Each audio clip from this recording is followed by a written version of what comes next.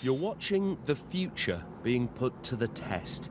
Here in Oxfordshire, they're creating a hybrid of a jet engine and a rocket engine. It will produce the same energy as a nuclear power station, can take passengers to Australia in just 4 hours, and could make space travel as easy as hopping on a plane. Now, the engineering involved here is absolutely mind-blowing. When the spacecraft is flying at 5 times the speed of sound, air will be coming in at 3,000 miles an hour. It then needs to be cooled and slowed down to just 30 miles an hour in 1/100th of a second. It turns science fiction into science fact, and it's British. Alan Bond has been working on this technology for 32 years. The reality is now tantalisingly close. So it would enable something that looks exactly like an aeroplane to take off, fly into space, do a very important job with communications satellites or meteorological satellites or whatever, and then return. And next day it could do it again. It's not quite Buck Rogers, but it's not far off that. Release, release, release. Release. But closer still is the advent of space tourism. Virgin Galactic's maiden flight is now just weeks away. It will be a game changer.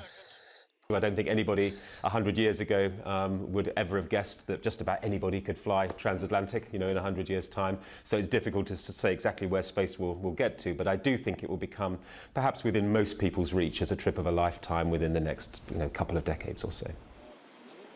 And here in the splendour of the north of Scotland are what many believe are ideal locations for a European spaceport, a gateway to the galaxy.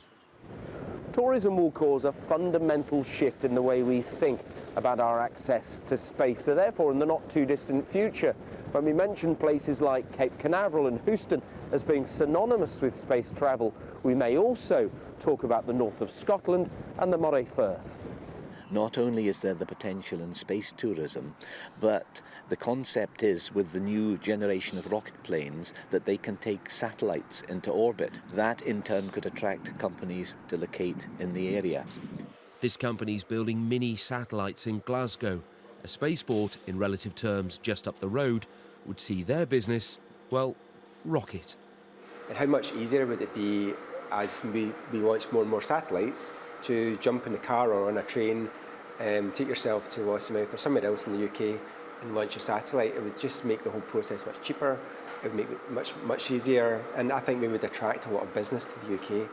Once the preserve of superpowers and those blessed with a super imagination, space is now within touching distance for many of us. And here's a thought.